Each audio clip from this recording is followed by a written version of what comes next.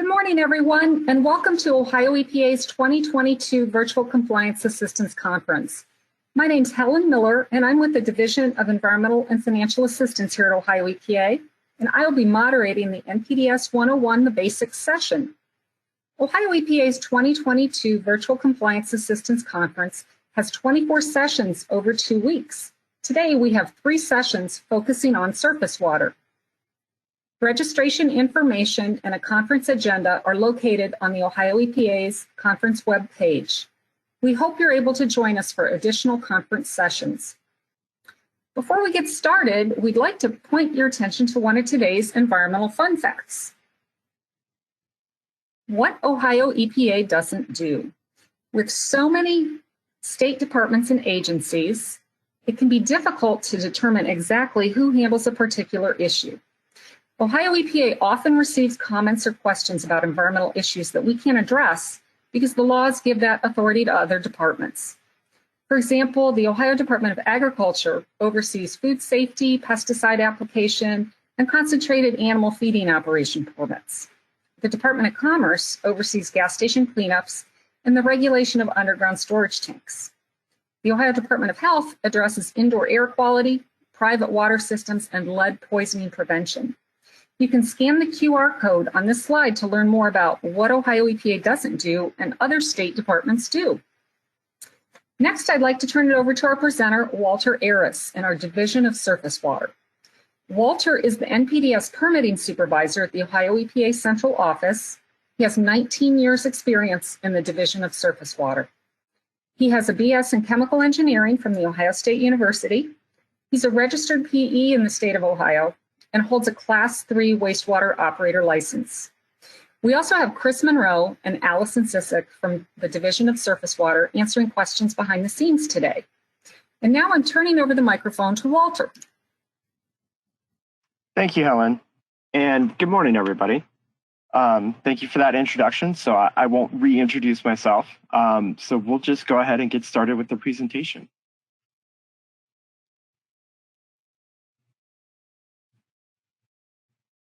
So today we'll be covering several topics, just a summary of what we're going to be discussing. So the NPDES permit process for renewing individual permits.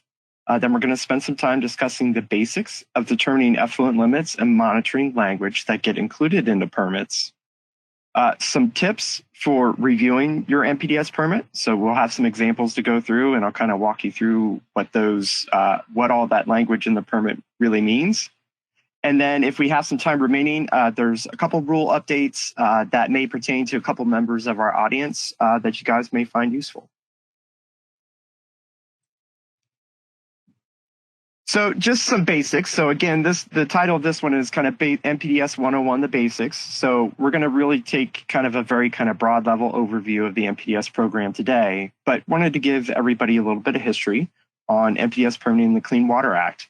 So what does NPDES stand for? It's National Pollutant Discharge Elimination System, and really was kind of one of the cornerstones of the Clean Water Act, which was passed about 50 years ago this year.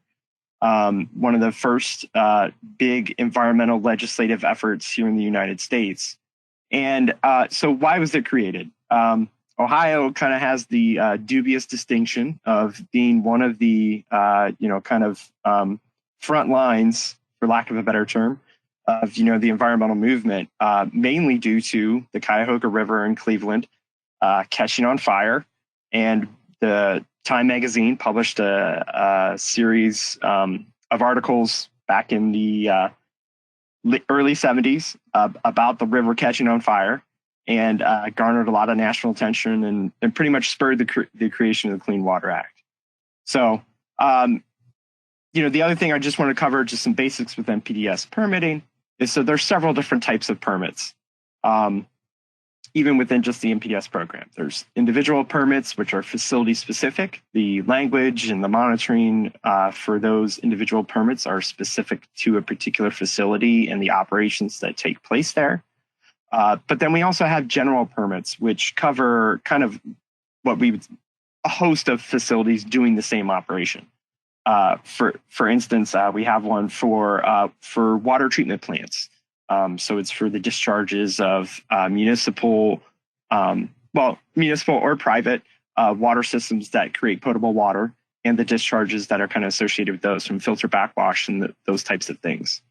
So today we're going to be mainly focusing on the individual permit process, just to kind of simplify and fit in the time that we had this morning. So that brings us to our first poll. And so I'm going to read you the question, and then Helena will kick off the actual, she'll launch the question, and you guys will have an opportunity to click on your screen. So the first polling question is, what does the acronym NPDES stand for? Is it Nationwide Polluting Downstream Elimination Standards, National Pollutant Discharge Elimination System, National Polluting Discharge Estimation System, or Nationwide Permitting Discharge Elimination System?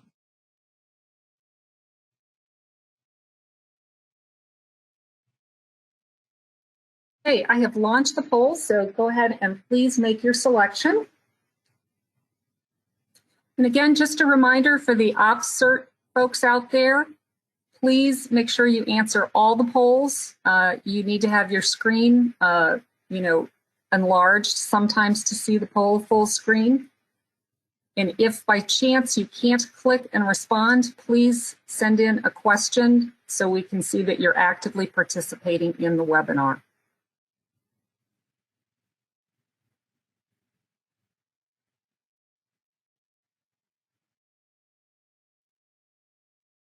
And also a quick reminder for folks that logged on a few minutes late, there is a copy of the PowerPoint presentation in a PDF file. If you click on the document icon, you can keep a copy of that for yourself.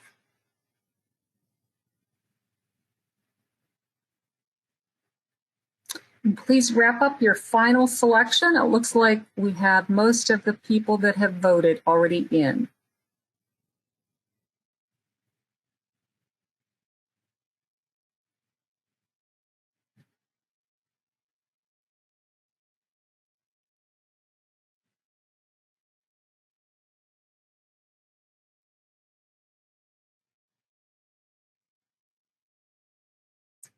Okay, I'm going to go ahead and share the results, Walter. All right. So it looks like a lot of people were paying attention, so that's really good. The correct answer was number 2. That's National Pollutant Discharge Elimination System. So we had 93% of the audience get that one right.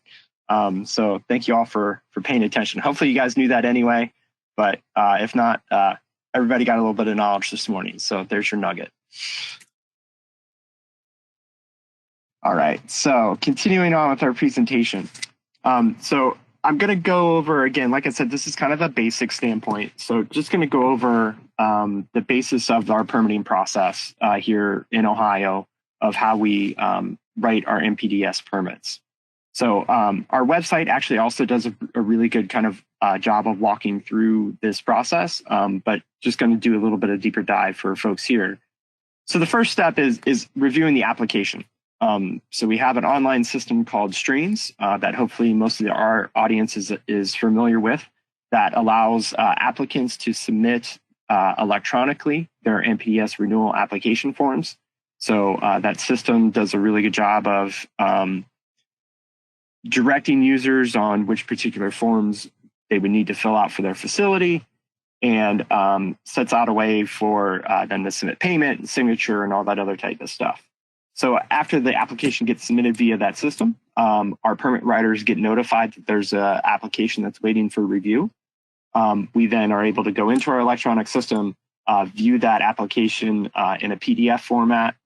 And so we review all the answers to the questions that are provided, make sure that the form is filled out adequately. So all the appropriate questions are answered with the correct information that we need in order to begin the process of drafting up a permit.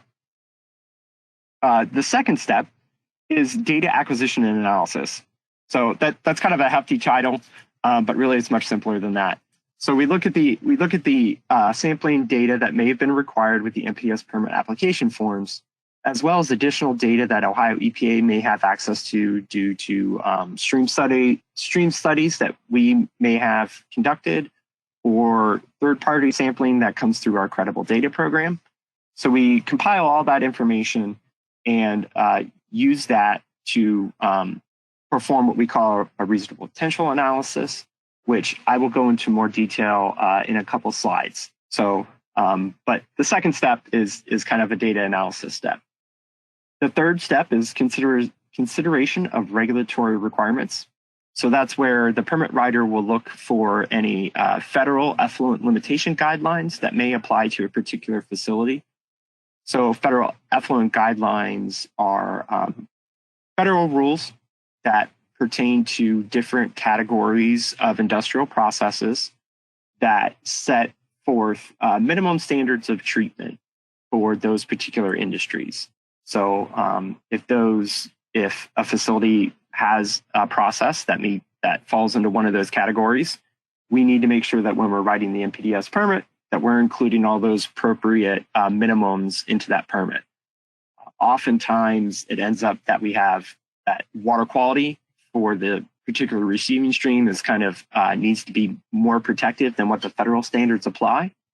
So in that case, we would provide the more stringent of the two, but we do need to at least check for that those federal guidelines to make sure we include those as appropriate. So after we kind of go through those two steps, the next step is drafting the permit in the fact sheet. The fact sheet really only applies to our permits that we call majors. So in Ohio, anything that's a major NPDES permit is for a wastewater treatment plant or a municipal POTW. That would be more than 1 million gallons per day of design flow. And then certain industries that meet certain criteria as far as like the amount of water that they discharge, or sometimes just a particular industry defaults to a major permit. So those fact sheets only get written for the bigger permits. There's a lot of information in there about that data acquisition piece, as well as then how we came up for the basis of what the language is in the permits. But so we work on the fact sheet, and then we also draft our permit in our permit drafting software here in Ohio, which hopefully you all may be seeing differences in the types of permits that you'll be seeing coming out our doors. We released a new version of our permit drafting software here in January, which is the first update that we've had in over 20 years to our permit drafting software. So very happy that project was completed and actually went off fairly well. So after the agency completes the draft permit process and the fact sheet, we then do what we call a preview. So not something required under state law or federal law, but something that a few directors ago, the agency started, which is an opportunity for the permittee themselves to get a preview version of the permit in the fact sheet. And the major outcome of that is an opportunity for the permittee to basically identify any errors that we would have made while drafting the permit. So, hey, we missed this particular piece of information on the application, or the applicant may have forgotten to include a particular piece of information that might have changed the agency's outcome in the draft permit. So it's an opportunity to really kind of just eliminate some of those errors. So then when we do go to the public notice phase, that really the permit is as reflective as the final permit as we can make it. So the next step after that preview with the applicant is a public notice version of the draft. So that's when the agency public notice the draft permit and the fact sheet in our weekly review.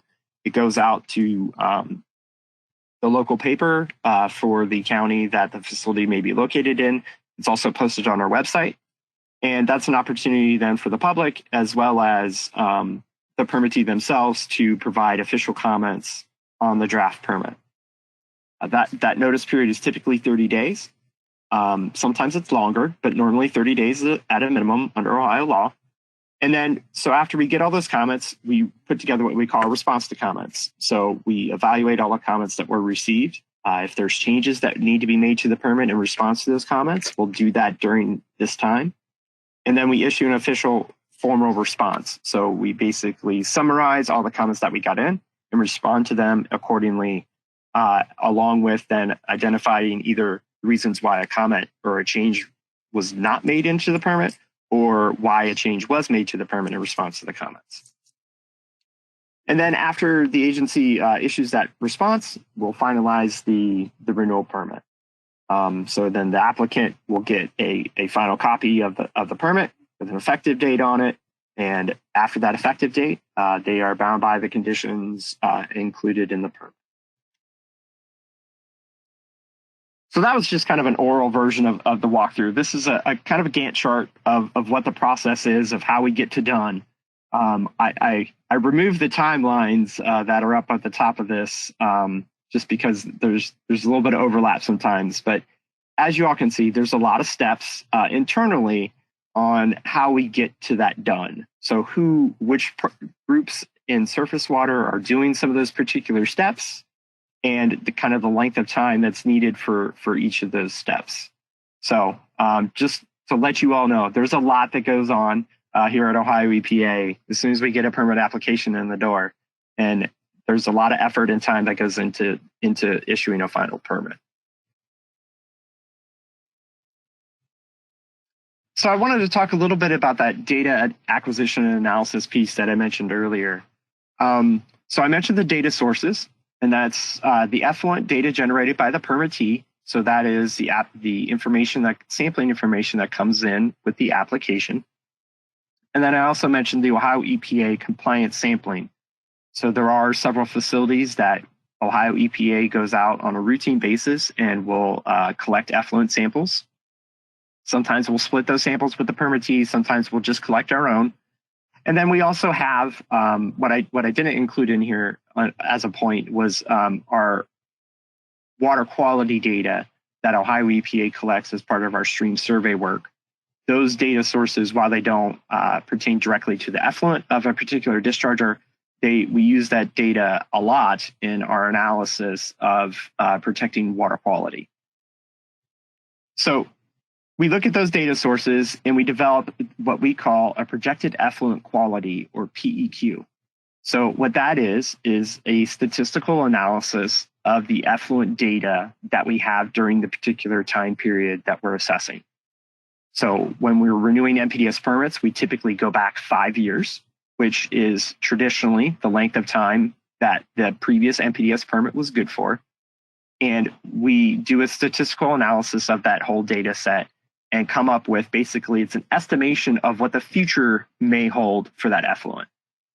So for those of you who are statistics people, I have a whole bunch of information if you're interested in what that process looks like.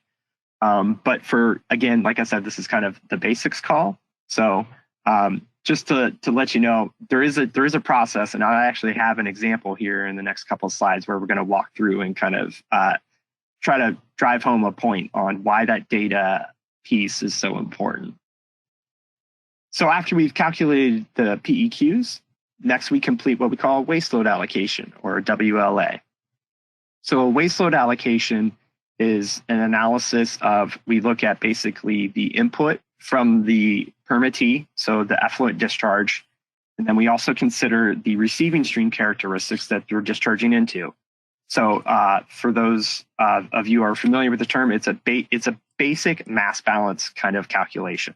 So we're looking at the upstream flow, the upstream water quality, and we're adding in basically the discharge flow, the discharge or effluent quality, and then making a calculation then on what that means in the downstream condition. So under the Clean Water Act, we have to make sure that in the downstream segments that all of our water quality standards are met from point source discharges. So this is how we do that process. We do that through what we call the waste load allocation. After we have the waste load allocation complete, the final step of this kind of permit limit development piece is to perform a reasonable potential analysis, or RP. Again, we're a state agency, so we love our acronyms here. And that RP analysis, what it is so we compare the results of the waste load allocation, which says what level of pollutant is acceptable in the downstream receiving water in order that water quality standards can be met. And we compare that value with the PEQ from the earlier step. So we compare what's needed downstream to protect water quality to what the discharger is projected to discharge during the life of the permit. And if what they're projected to discharge exceeds what the stream can handle, that's in the situation then when we include effluent limits in the permit. If for a particular pollutant, the effluent quality is below or less than what the stream can handle without causing water quality standard violations, then we would either just include monitoring in that permit, or sometimes we may not include monitoring at all, and we just can rely on that data that comes in with the permit application in order to fulfill the need for future of these analysis at the next renewal. So like I mentioned, I was going to talk a little bit more about these PEQs. So as it's a statistical estimation of the expected effluent quality. So like I said, we're trying to project what the effluent quality is going to look like over the next 5 years. So based off of the previous 5 years, we're hoping that the next 5 years using this statistical analysis are going to remain the same. One of the key points for this statistics, and you'll have to forgive me, I'm not a statistician by trade, but learned a little bit since being here at the agency, is that we use this multiplier factor, and it has to do with variability of a particular data set. So if you can imagine, the smaller amount of information you have, the less confident that you can be in making determinations based off of that information. The more information that you have, the more confident that most of us can be in any decision that we're making on that data set. And that applies to just about anything, not just like effluent data, it just applies to our everyday lives as well. So the concept here is that without a lot of data, there's a lot of variability. If you have a lot of data, the need for that variability gets reduced. So you can see in this chart that I've provided here. So if your sample size is 1, if you have 1 data point, what we do is the variability factor that we apply to that 1 data point is 6.2. So basically we would take that single result, multiply it by 6.2, and then that would be the PEQ value for that particular data set.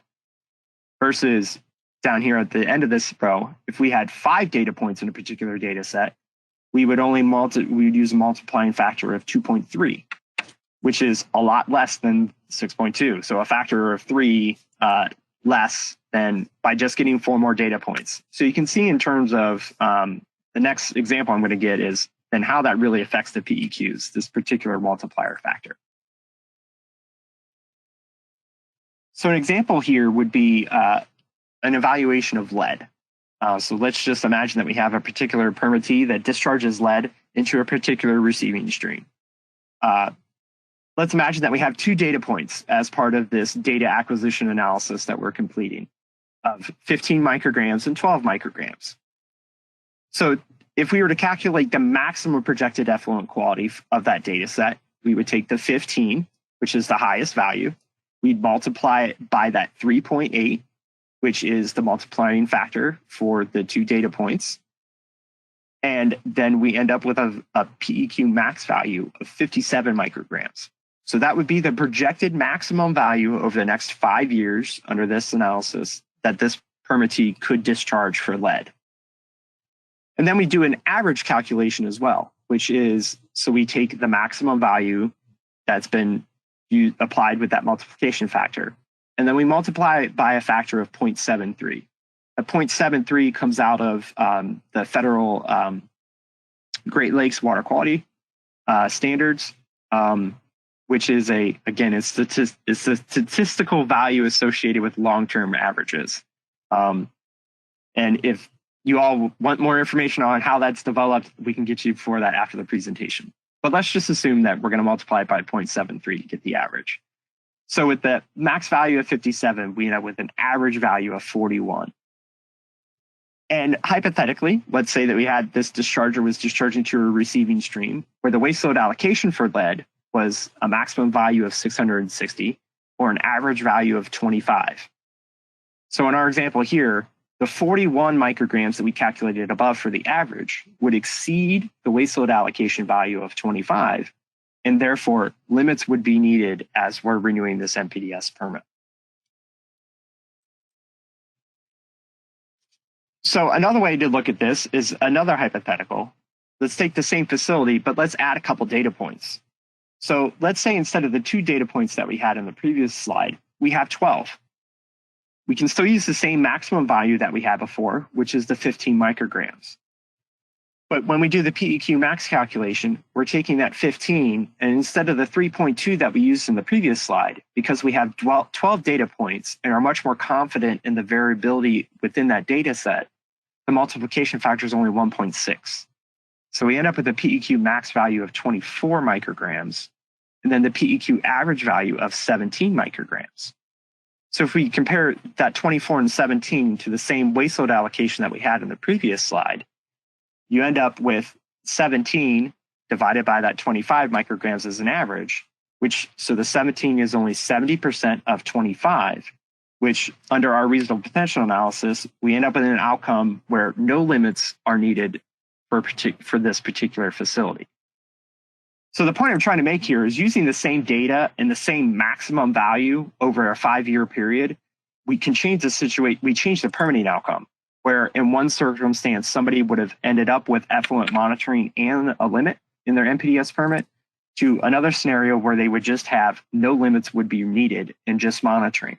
So from a compliance standpoint, it makes a big difference for a particular facility, the amount of data that Ohio EPA is able to consider as part of that process.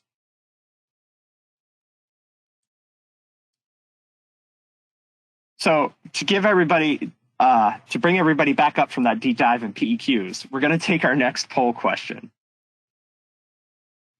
And so this one's really easy after everybody's brain might be hurting from that little bit of math this early in the morning. So our polling question is, how many audience members have a facility with a processed wastewater stream that is discharged directly to a stream? So very easy question. Yes, I do have a discharge directly to the stream, or no, I do not.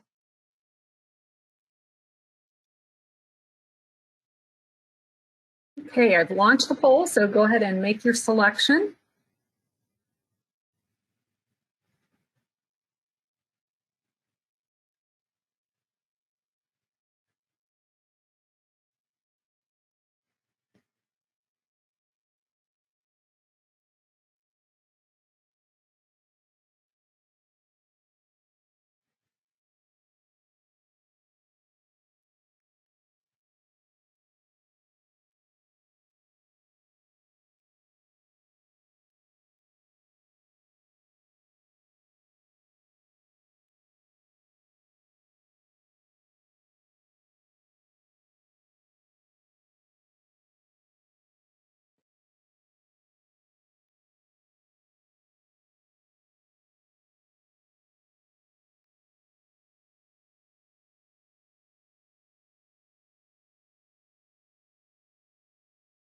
Okay, it looks like most people have voted, so if you have not, go ahead and wrap it up, please.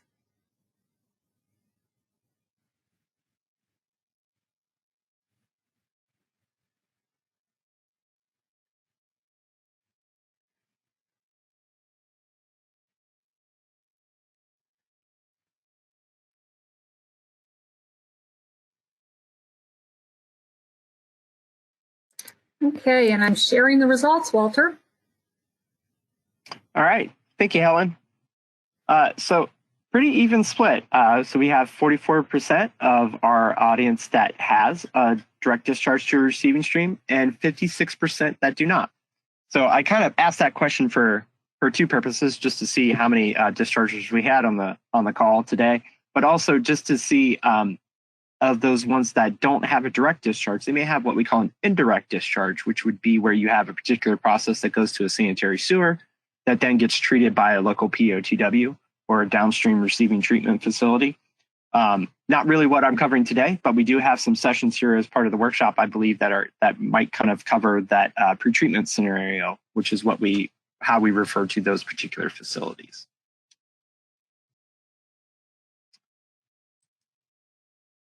All right, so continuing on with our presentation, one of the next topics I just wanted to talk about real briefly was basics for determining those effluent limits. So as I mentioned earlier, there's 2 main drivers for effluent limits and permits. The first is water quality-based effluent limits, which is that process that I just went through. The PEQ development, with the projected effluent quality, the waste load allocation exercise, and then that reasonable potential analysis that kind of pulls all those things together. And then the other main driver for effluent limits and permits is technology-based effluent limits, or TBELs. So WQ-BELs and TBELs. Again, loving the acronyms here. The TBELs are based off of those federal effluent guidelines that I mentioned earlier. So there are particular federal rules that apply to different categories of dischargers based off of the processes that they may be doing. And those federal guidelines set out basically minimums for treatment standards that would apply nationwide to any particular industry. That was one of really kind of the founding pieces of the Clean Water Act, were these federal effluent guidelines that targeted particular industries at the time, back in the late 70s, early 80s, that were, kind of known causes of pollution across the country. So that's kind of where those TBELs come from, is those are more of a national standard that apply to everybody, no matter where you happen to locate, versus those WQ-BELs, which are very specific to a particular receiving stream and state that an effluent discharger may be located in.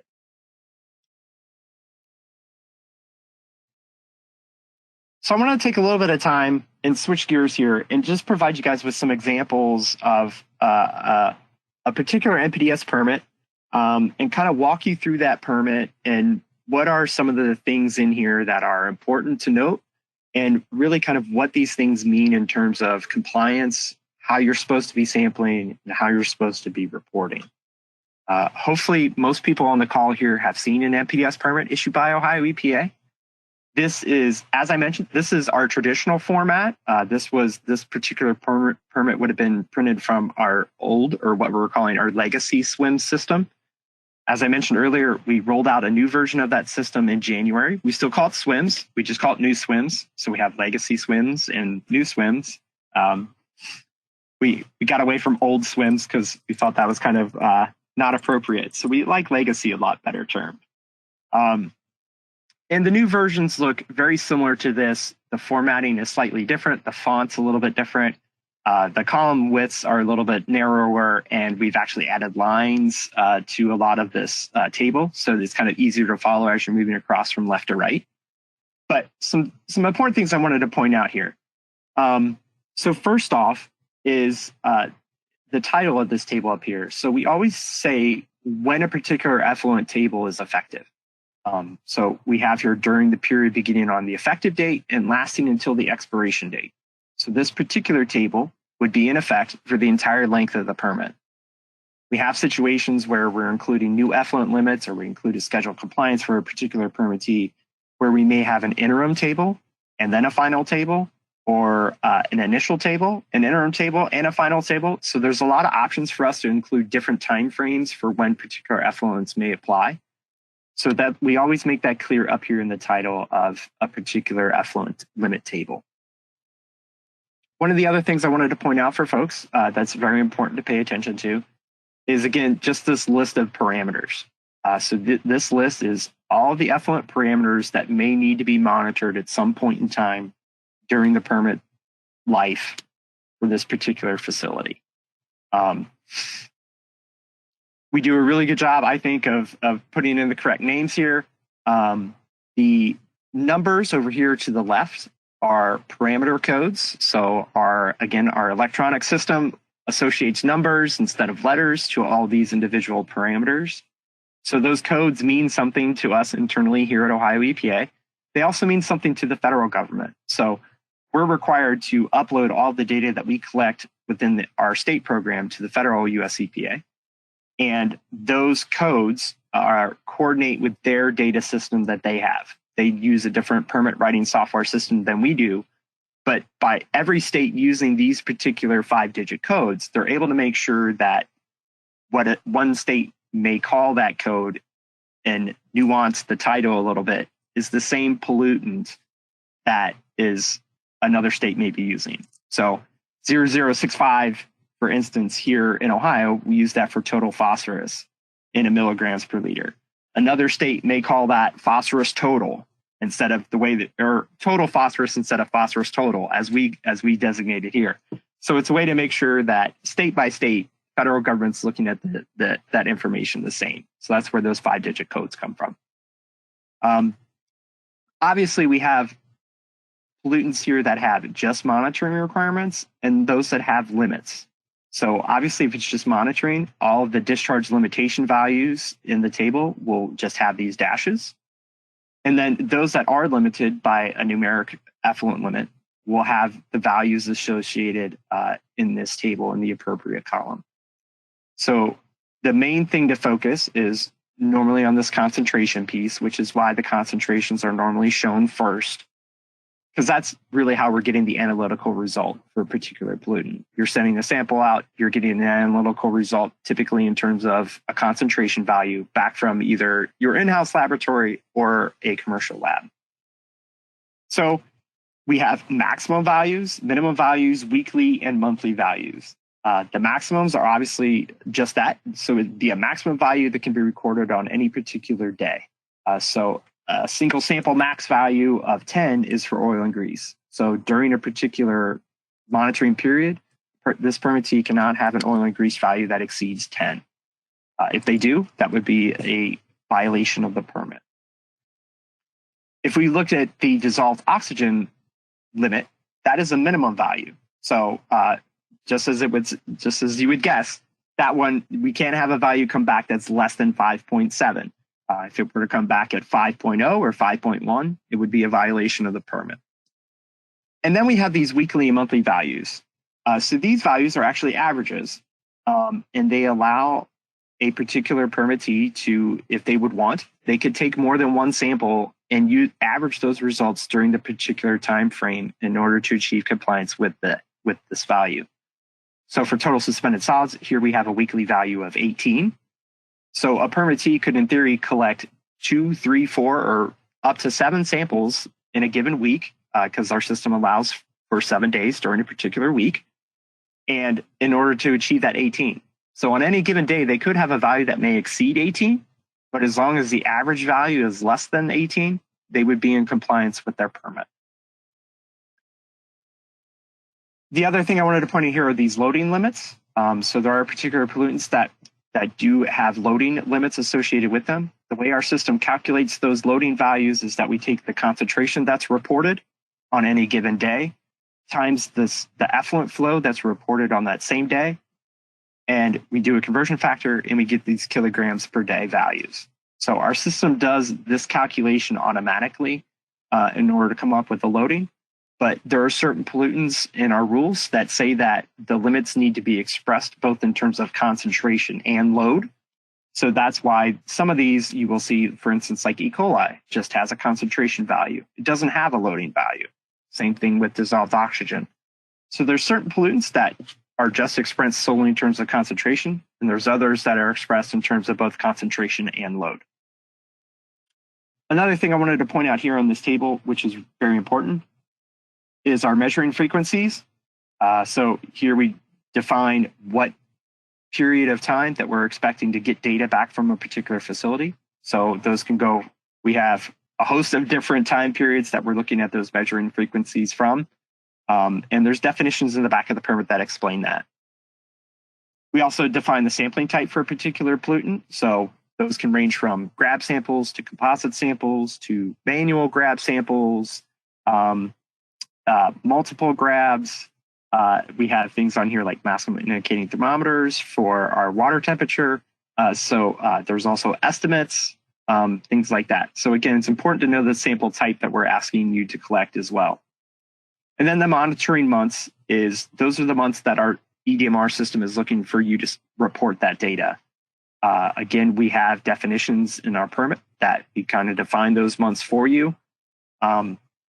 But it's very important to pay attention to what the monitoring months in your particular permit may be to make sure that you're submitting data and it is that our system is looking for it.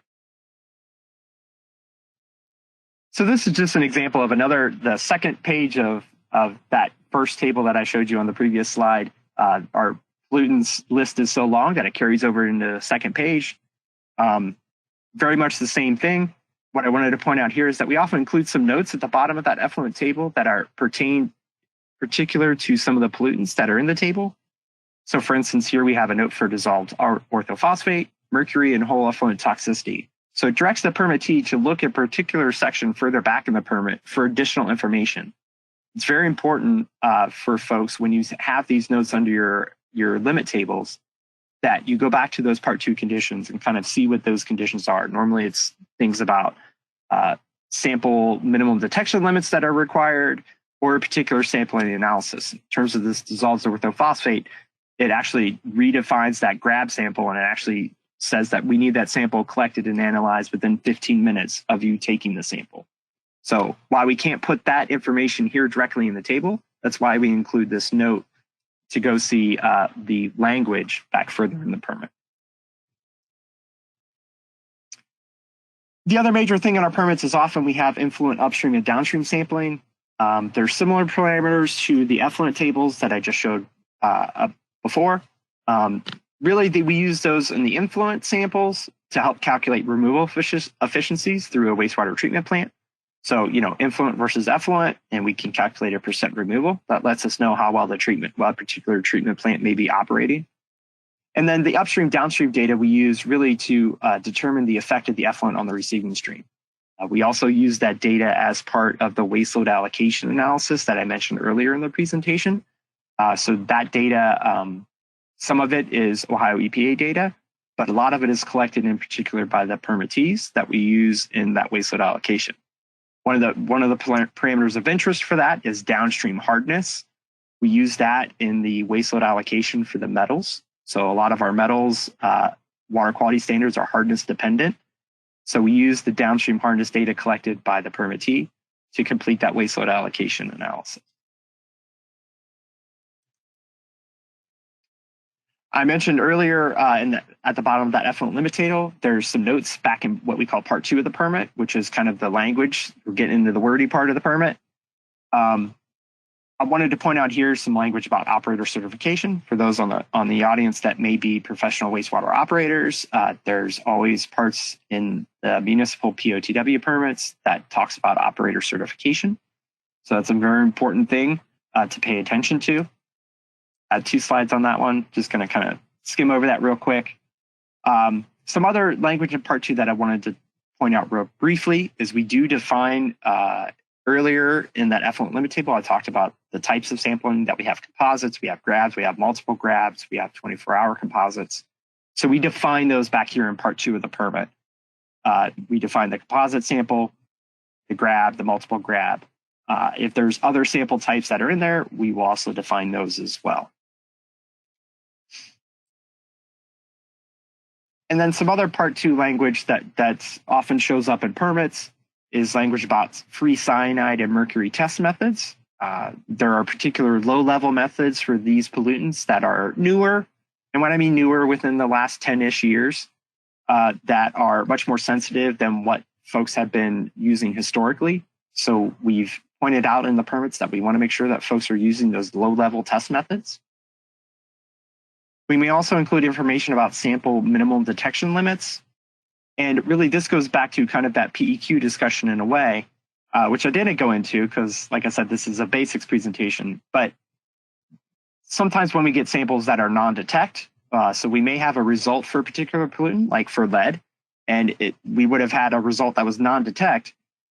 There's times then that we can't use that data as part of the analysis. So what we do is we set up, based off of the needs of the receiving stream, so how low the water quality standard may be, we may make sure that the permittees are using sufficiently sensitive methods in order that we can use that data as part of that reasonable potential analysis.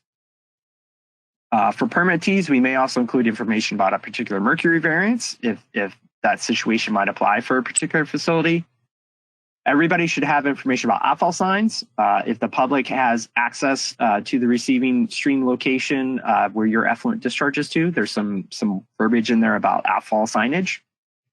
And then for those municipal facilities that have industries that discharge in your collection system, there's often language about pretreatment permitting requirements or pretreatment programs if you're one of those lucky facilities that has those requirements as well. So that's Part 2. Part 3 is very much the legalese of our permits. So we call those standard conditions. Those things don't change from permit to permit. Every permit's Part 3 looks exactly like somebody else's permit Part 3. There's information in there about definitions, general effluent conditions. So basically what we call our free-froms and our water quality standards. Reporting requirements, so it tells you how to report. Your obligation to report is included in there. Talks about sampling methods, basically the requirement that all effluent is analyzed using methods approved through the 40 CFR, so the Code of Federal Regulations. There's federal requirements for using approved methods. There's information in there about right of entry. So basically, as you accepting this permit, you accept the agency's ability to come in and evaluate your facility at any time during normal business hours. There's a requirement in there about non-compliance notification. So if you were to exceed a particular effluent limit in a permit, there's language in there that instructs you on how to report that to Ohio EPA. And then there's also language in there about providing false statements. So again, these are this whole NPDES permit program is based off of the idea of self-reporting. So there are some pretty stiff penalties for reporting false or inaccurate information under this program. So that's another important thing to pay attention to. All right, and we've reached our last polling question. And so the question is how old is the Ohio EPA this year? Is the agency 25 years old, 35 years old, 50 years old, or 75 years old? Hey, and I have launched the poll, so go ahead and make your selection.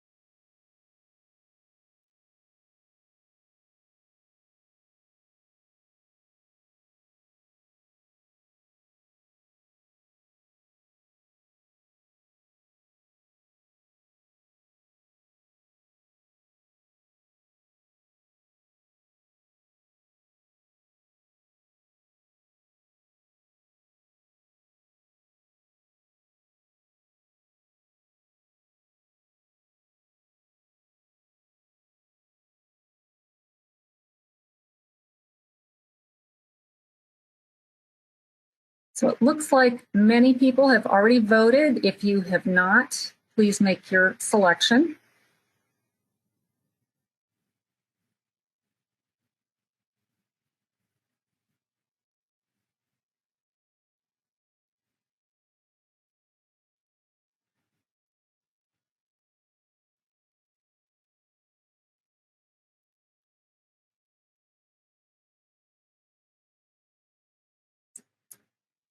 Okay, and I am sharing the results, Walter. All right. So most folks got this answer right. The answer is 50 years. So the agency was also, Ohio EPA was also created in 1972. We had 80% of our participants getting that question right. So I believe our date was actually October 23rd, if I'm correct. So if you're interested, I'm sure there will be all kinds of fun social media and webpage updates coming from Ohio EPA in the next month to celebrate our 50th anniversary.